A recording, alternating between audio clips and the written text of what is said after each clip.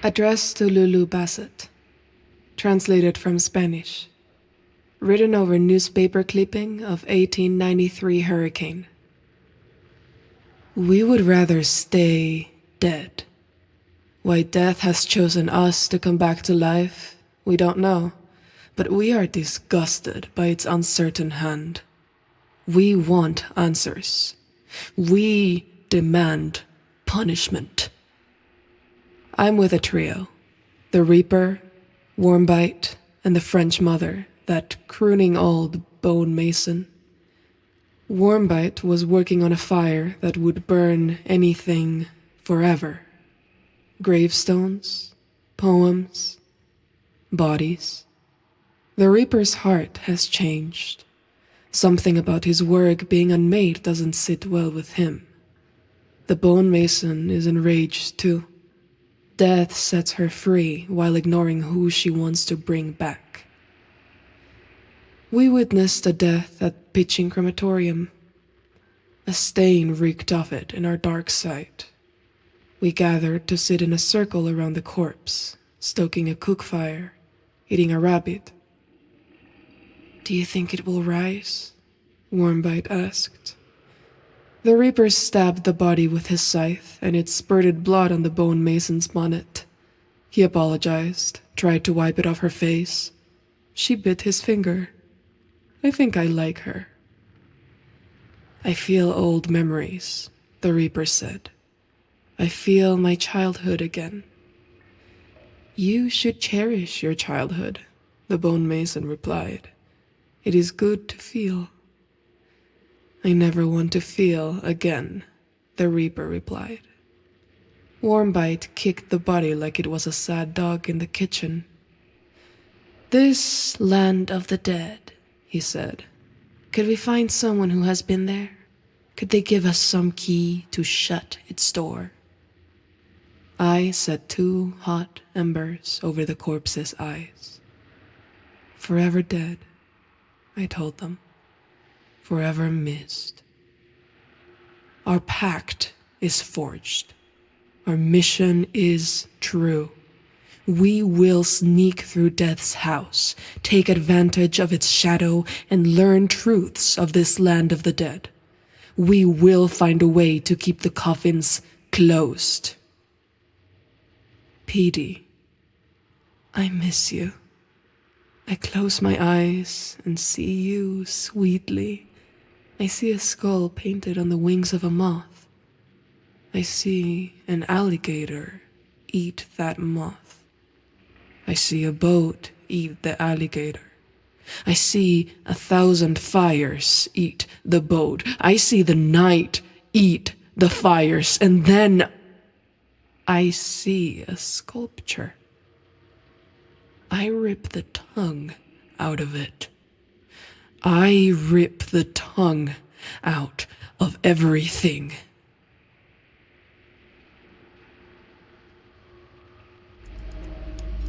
Near illegible text scrawled in boy notebook. Author unnamed, undated. Chisel these words into the inside of your eyelids. We vow to let the sculptor make of us the sculpted. May we speak with the throats of insects and seep into wishes of their many thousand eyes. The rough tongue of the Moima stone cracks and breaks, and secrets come out. They rush my hearing with heat and promises, and strike a match and stick it inside too. Push its flame to the center of my mind and let it hum of hymns and the snapping of so many spines, the world just stops. Stops it tick, tick, ticking. The Moima stone licked my mind from within the 3-pack showdown at the Delphine's grave. The rot jaw sizzled in sweet black fire with that Gar, queen of the primal, banishing on top of her lizard belly. Those fumbling smugglers rummaged through the Delphine's debris looking for guns and gold. But I found it first. Some ignorant and unblessed call it a relic, trying to sound learned. But us chosen know it as the Moima Stone, for only we can hear its scripture. The stone spoke to me, and I pulled from its mouth a steaming cleaver. Dear cleaver. The stone told me a place where this prize would become blessed. The bush's den. The temple of meat and flame. My followers, demented and hungry, didn't believe me. They whispered and clacked and nipped at my ankles, but I showed them. I showed them at the slaughterhouse what I promised. Cleaver held to the sky, the divine lightning crashed down on me, burning those who tried to flee, and I breathed them in and turned them into more fire inside the Moima blade. I carried the blazing metal outside, with the true believers kissing my boot prints, and the false believers kissing twice as hard. The inferno unraveled itself as a tornado does. It spread to the soil and trees in search of the land's most precious hidden parts. I will be the edge that pries apart those secrets. When the world's skull splits open, I will not look away. I will drink from it.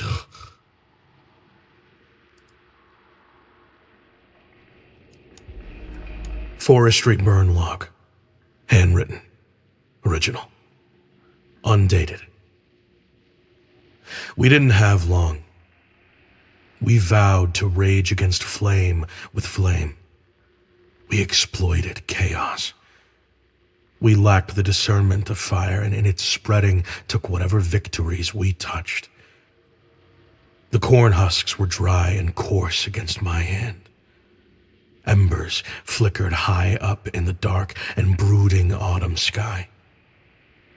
Henry scouted for signs of Cherry at the windmill. His mask was on, but I could tell he was jealous that he hadn't started this inferno. A true devil's advocate through and through. "Henry!" I called as he made his way back. "Did Cherry leave a note? Anything?" He shucked a husk and ran an ear of brown kernels across the wooden tongue of his mask. "The corn is full of sleeping fire, and the fire is speaking my mother's name." I threw my flare gun at him. He caught it against his chest. "If you keep speaking nonsense like that, I'll kill you with the corn." I snapped his stock in half. "Pull yourself together." We climbed the ladder to the lookout platform. The windmill creaked its hot metal and sounded like a person caught between gears. Across Seven Sisters Estate, dark figures hoisted the banished remains of the butcher atop a pyre and crawled around on all fours, grunting and hopping and biting at each other. Then the jackal laugh of a maniac came from behind us. A demented with a pumpkin over his head cackled and rocked back and forth on the top rung of the ladder. The pumpkin was carved with an artistry worthy of Rome. A steamboat dragged to hell. An alligator vomiting rain, insect limbs and mandibles more foul than an imagination can bear, holding a sculpture above an all-too-familiar barn. "We have our message, Henry." I took the pumpkin off the man's head. "I know where we need to go." Henry forced the flare gun into the lunatic's mouth and fired. We sat and watched his eyes burn from the inside out, shadows playing against his skull. We sat and watched the devil set loose in the smoke that rose into the sky.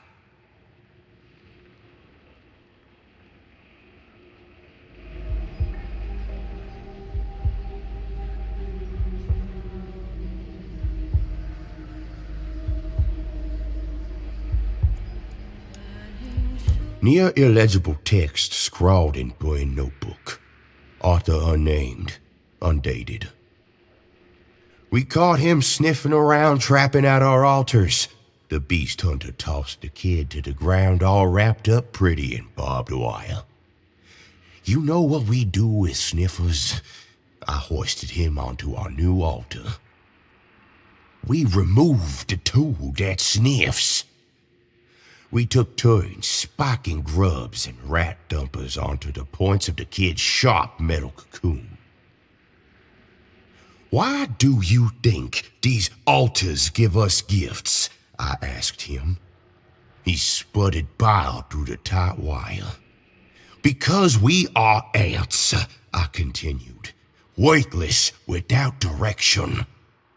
I grabbed a follower, a false believer, unworthy from the doubt flittering in the pus of their eyes, and tossed him to the ground before stomping his skull rotten apple smooth.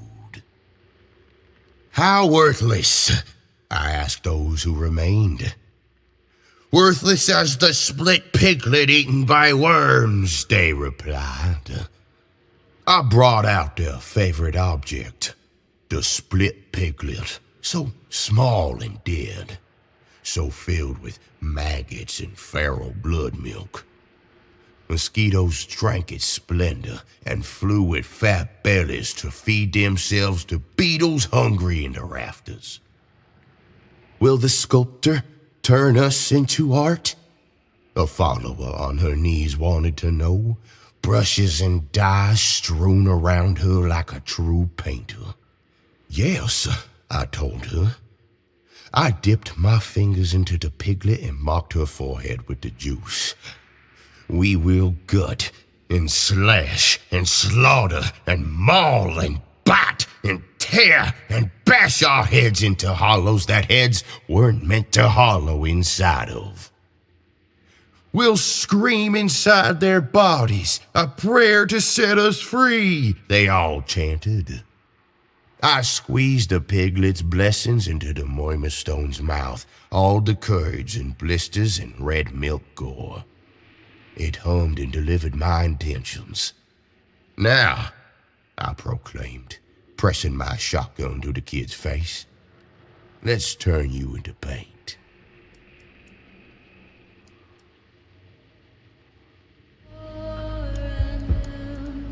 Near illegible text scrawled in bird notebook. Author unnamed, undated. The spiral stairs were draped with bird bones. Feathers fluttered and fell with the stink of egg rot and oil. My pig heart felt cradled by mantises, my face on their faces as they feasted and became holy into hog blood. At the top, I found a scrapper's roost, and two of them stooped there. They wore their target's beak over their faces. Morrigan and Midian, two tall lovebirds side by side, strapped with trash, totems, offerings. In their hands, one wingless crow, tired and bleeding. I held out a squirming piglet, kissed its freshly sewn shut eyes. I squeezed hard and it squealed, hailing my lord of meat and flame. I leaned over its snout and bit its tongue and ripped it out, teeth smooth. The scrappers held out their fat crow, and I fed the bird the squealer's tongue, and our bond was forged forever. Stagnant, the left one said. We're stuck, the right one said, petting the bird. Who blocks the sculptor's wishes? I asked them. There's a wounded bird out there, said one, the old leader of the hunt. He gobbles our prayers, spoke the other, all of them. Finch, I said, and the scrappers screeched and shivered their feathers loose. Finch, they agreed. False bird, false leader. He blocks us from the pathways our scrap beak uses. I nodded. He used to lead us all fair and true. I admired him. Now he clips our wings. He hobbles our ankles and pigs, they replied. Wah, bwah, spittle, mwah, mwah, went my little piglet. Crew, crew, caw, caw, went the crow. We placed our pets in a rift nest and watched the embers swirl. We shushed them to sleep. We sealed them away. We knew when Finch bled his last that they would carry our wishes to our Lord on his chittering throne, and the pathways would be cleared.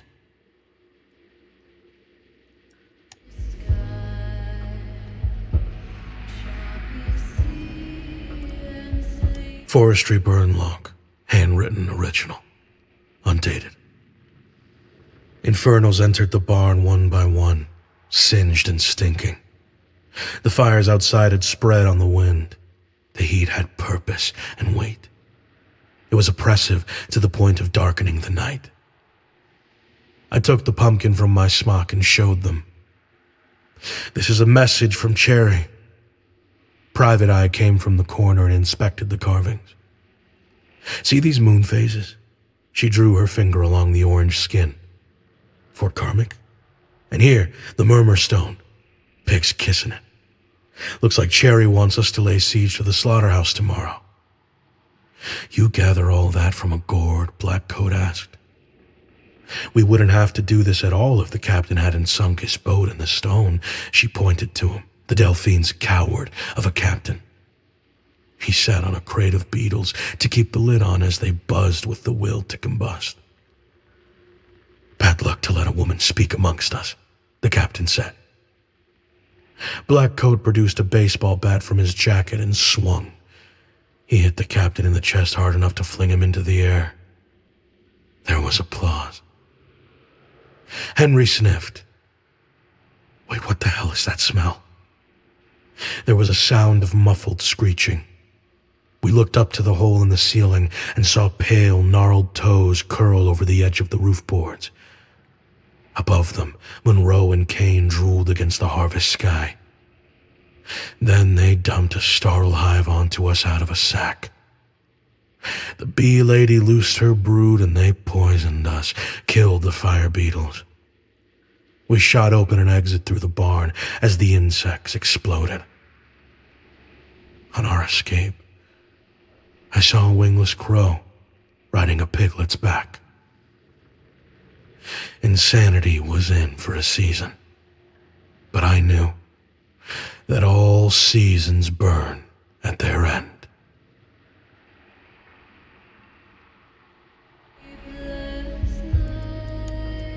Forestry burn log, handwritten, original, undated. If the demented think they know fire, they're wrong. Yorona and I were in clear sight of the slaughterhouse, and a dozen muzzle flashes winked from the barn roof, the doors, the windows, the piles of rotting swine. We tossed jug after jug of flammables, and each pit of fire was an oasis. Their bullets slipped into us. The flames licked them right back out and blew us kisses. We snaked through the fire break and infiltrated the barn under waves of hot lead. There was chaos inside. Naked men with axes. Naked men with pig heads on fire. I shot blindly into the mess, moved up the stairs and found the Murmur Stone, enshrined as depicted on the pumpkin, worshipped by pigs. Living ones, dead ones, men sewed inside sow skins too. Yorona used a sticky bomb and leveled the shrine. I grabbed the Murmur Stone, then ran to the roof. There stood the demented leader, face to face with Cherry. Our infernal founder held firm with the flair of a magician who had just decapitated his audience. Don't you wonder? Cherry spoke to the butcher's cleaver. Why the sculptor lets you unleash the inferno, only for us to be healed by it. The butcher's cleaver roared, not squealed or screamed, but roared. The sound of a stone animal being ripped in two shook the foundations of the compound. Cherry stood petrified before such a miracle. I jumped off the roof and retreated with the murmur stone, while the rest of the infernal held off the demented.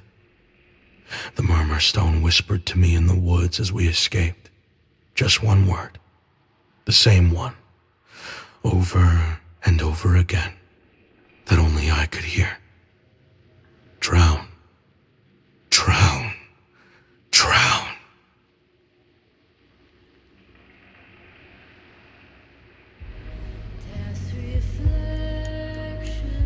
Addressed to Lulu Bassett, translated from Spanish, written on a page torn from a ship's logbook.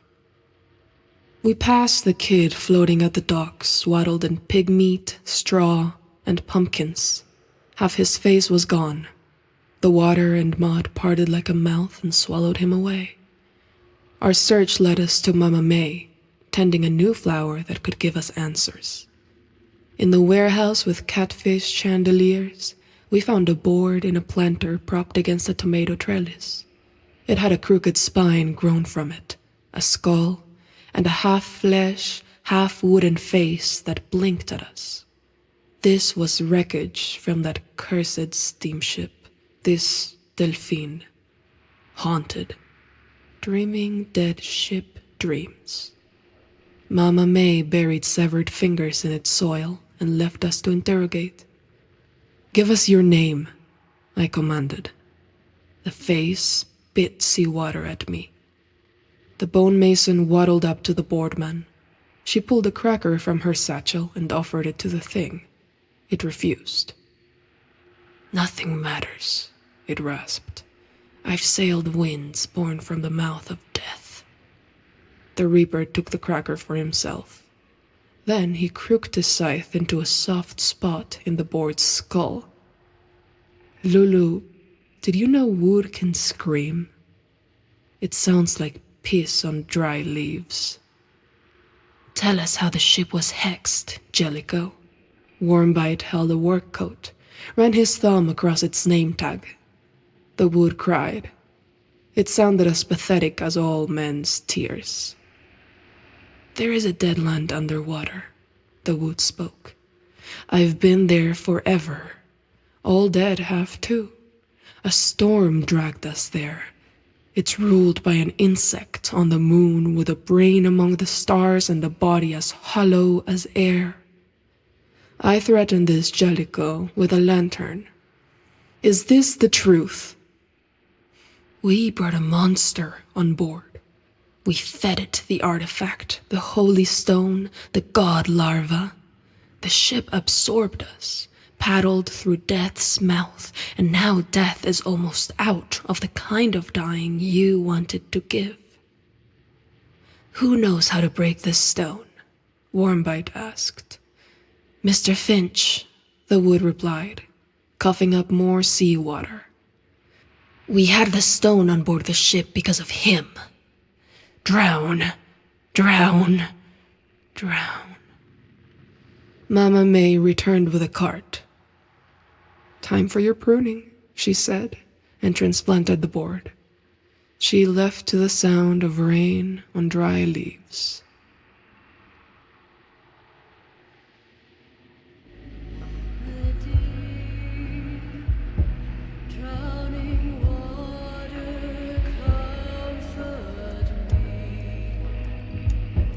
Addressed to Lulu Bassett, translated from Spanish, written on correspondence stock, Elwood Finch, director. We found Finch in a rocking chair at the center of a ruined house. Ruined paintings hung on the wall, rotted for centuries. A grandfather clock leaned on its side, ticking. Where have you been? Warmbite asked. Killing time. Finch threw a knife at the clock. It didn't stick. The bone mason hurled an axe and smashed the clock face. I stepped down to search for answers, just like you, he continued. I spoke with the Delphine's captain. He failed to deliver this murmur stone, and his story is a lie. But he owed me, secured my passage on another ship to the dirty corners of the world. You ran away, the Reaper said. I want to discover how to stop this, how it's been stopped before, Finch clarified. I learned that my blood is old. It hails back to a time of cave paintings and the deep, rumbling wells of the earth. Now you lie, I told him. You ran from death. You went to enjoy yourself. Finch stood and bowed. I made mistakes. Perhaps valuing my laugh was the first. The last was to let Cherry set his plans in my absence. The demented think I'm blocking them from ascension. Some of this grounded pact believe I summoned Rotjaw. Everyone wants me dead, except you. Don't speak so soon, I told him. I will be caught. There is no stopping that. I am in everyone's way. Then how can you help? It is called sacrifice. I've learned that it is how our association has always won. I know where Cherry is going, how we can make him lose. He handed me 3 vials of pure and ancient silver, filled with blood. His blood. I'm charging you with my final task, Finch said. There will be one opening. Don't miss. PD. There is a sliver of bullet stuck in my arm from the day you saved me. Sometimes it hurts. Sometimes it's warm. Just wanted you to know, in case I don't come back. I don't think I could ever carry you in any other way. I've etched your name on the vials. You know I never miss.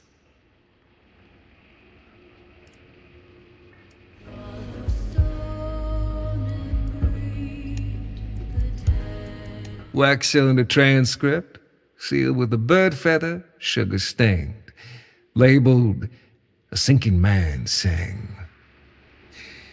As one who enjoys the finest thespian pursuits and drama, I want to recount the last moments of a truly beloved friendship. "Elwood," I called. "You thirsty?" A finch hung from a high beam, wrapped in a rope, cannonballs, vines, and oleander sprigs, much like a bird that had built a trap of nest around itself. He nodded. I strapped a glass to my cane and held it up for him to sip. It was just us two. I'd sent the rest to hold a wide perimeter as our ferry drifted out into the water. "I heard you're afraid of clouds. Is that true?" he asked me. Pain flared in my leg at the thought, but his inquiry did not warrant a response. He was just trying to hurt my feelings. "Finch," I said, "let's not strive for cruelty here. I'd much like for this to be as kind a goodbye as goodbyes can be." I took in the scene, smelled the fine autumn flowers that were set in big arrangements of firebush and angel's trumpet. I sat down at a table, set for 2, lit a candle, and began to eat my duck. "That's the same dinner we had when you signed on to the organization," he observed. "Did you bring the beignets?" I pulled a cloth from the top of a basket and blew powdered sugar off them. "I guess I am a bit sentimental," I said. "Who knows what's going to happen next? And between you and me, sometimes I wonder if I've gone too far." "Well, a normal man would just stop," Finch said. But a normal man doesn't learn magic tricks." I flipped open my revolver, flourished my hand to produce a bullet. I held it to Finch, rubbed it, and it swept off into the air, spun, held still in the breeze before gliding into the chamber. I'd applaud if I could. No need. I spit out the thinnest of thin bones, and it cut my lip. You know, for such a shallow creek, the sinkhole below us is ghastly deep. Strange things moving at the bottom. Finch craned his neck to look. I'll say hello to your friends down there. It's been a pleasure, Elwood. A pleasure beyond all recall, he said. Then I shot the rope.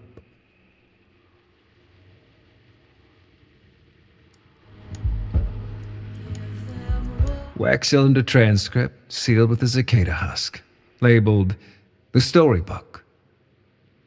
Cleopatra pulled a snake from the moon. She rode it for 40 nights, eating men, soldiers, and children who cried when a breast was pulled from their mouths. The Knights Templar were birthed from an enormous witch enshrined by foundation stones. Napoleon's horse, Marengo, had a rib cage that could split open and eat other horses whole.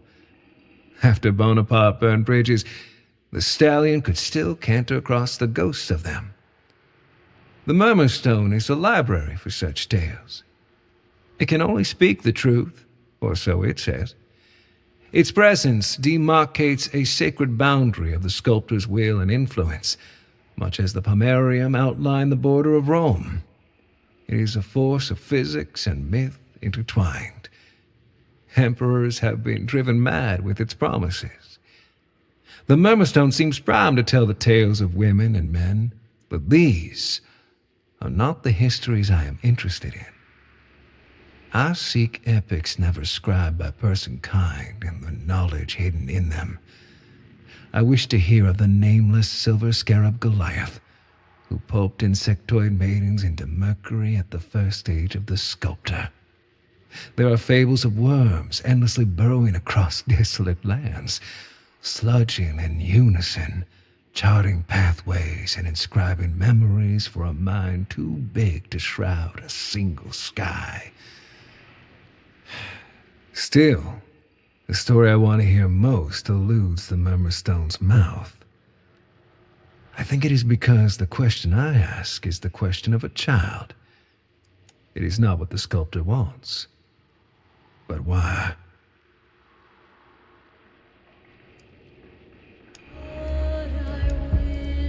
Wax cylinder transcript sealed with a cicada husk, labeled Silver Milk. I shall reenact our reconnaissance to make note of the Demented's care in their rituals. If you're not worried, why are we scouting them so close? Private Eye asked me. We laid atop a berm, watching a trio of Dementeds surround an altar. They placed a dismembered body in the mouth of it. Curious were the ornaments and decorations that covered the remains. Their attempts to divine wishes from their lord were desperate, more intense after losing the Murmurstone. Candace, did you ever travel to the city of Bath? I asked. Once. She looked uneasy. The Roman bathing pools in Bath were used to heat a unique kind of quicksilver, I said. This was used to feed abominations bonded with the sculptor. They used them to summon calamities, overthrow empires. Sounds like conspiracy and hearsay, she muttered, adjusting her scope. Unless the mercury was explosive. There was a sound these creatures made. The sound of continents halving in two. It was a siren, a call to mark the end of an age. I've heard this sound now. I want to see if it is truly time for such a thing to transpire. The trio knelt.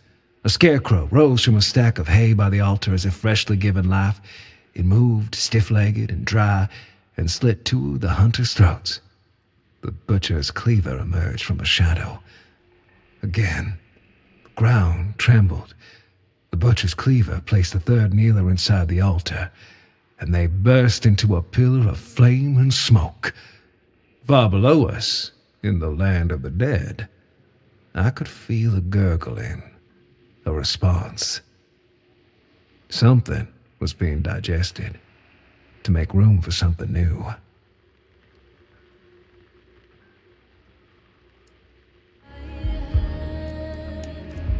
Wax cylinder transcript, sealed with shred of tattered flag, labeled "The Last Bird to be Crushed."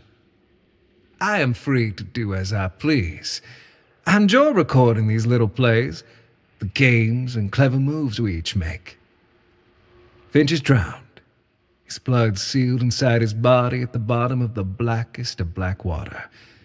No one but he possessed the qualities needed to banish the Murmurstone. In a long line of revenges, I am balanced perfectly upon the last blade-sharp segment. The bird marshal and Hawkshaw Jack heaved on one rope. The Delphine's captain and his new crew pulled on another. The rift at their feet glowed red, resisting their attempts to retrieve the object. "Pull harder," I told them. "This shouldn't take all day." "Tell you what, boss," Jack said, dropping his rope. "You tell us why you carry around that goddamn cane, and we'll pull the shackles out faster." They paused their yanking to hear my response. "When I was a boy, a cloud tried to kill me." "How?" the captain asked. How insolent children are best punished, one at a time." I lunged my cane through the captain's eyeball and clicked it to the back of his skull. He dropped, and I stepped on him as daintily as a lover steps on a jacket laid over a puddle. The rift swallowed his dead body. "Anything can kill you if it has will and agency," I told the rest. "Now, pull those ropes." They hoisted Rotjaw's shackles from the rift, but I did not watch. Instead, I looked to the late November sky and its crimson burning. I hoped the sculptor was watching. I hoped it had 1,000 eyes waiting to be stabbed. Wax cylinder transcript, sealed with a ticket, labeled Mise en scène. Eventually, we made sense of the captain's map. I knew when we stepped on the banks and discovered the remains of a bloodied circus tent. Downriver, we found it, the site of the Delphine's disappearance, or rather, traversal. It takes great sacrifice to travel to the land of the dead. My first trip there was an accident. The city burned. The flames were spread by entities of infernal sensibility. When they burned through a person, their shadows forged pathways. And so I secured passage to the land of the dead by walking on the ashes of 100 merchants. My second traversal to locate the Murmurstone on the Delphine was not so kind. A live body is too resonant to traverse a rift by normal means. It must be cut into pieces, bit by bit, and sieved down into the dead world's waters. I will not relive such shame again. Much was learned from my manipulations to pull the Murmurstone back to the bayou. Most importantly, symbols carry weight. Souls do not just disappear, they stick. They haunt and howl to fulfill old promises. This means souls can be baited, misdirected, their energies utilized and bastardized. The Delphine's debris contains a host of souls trapped within its woodwork and corrosion. We have constructed a stage of its remains to perform our ritual and soften their yearning. A play of sorts must be conducted, each role carefully crafted. Some have taken weeks, some years, some gulfs of time that betray the ever-present eye of the sculptor. To be a member of the audience for this magic show, to see how decayed the rabbit pulled from my hat will be. Wax cylinder transcript, sealed with a silver vial, labeled Echoes of a Bird. The stage was set. Blackcoat played the role of Finch, kindly strung up from a branch. Private Eye played the steamboat captain, spinning a helm nailed to a tree. Devil's Advocate was dying to play the part of Rotjaw, so I let him roam in circles on all fours with his makeshift gator mask. With the symbology complete, I activated the shackles and shoved the Murmurstone inside. It was instant, nonviolent. A permanent passageway to the land of the dead was forged. The soul of the navigator existed inside the Delphine's remnants, longing for dead waters. The soul of Finch yearned for the Murmurstone, as Rotjaw sought her master as well. These feelings were fuel and ley lines. They were so easily baited, molded into spiritual architecture. Then the Death Pact ambushed my achievement. They could have only learned of this site from Finch. Beetles choked the high ground. Wormbite sniped everyone on deck.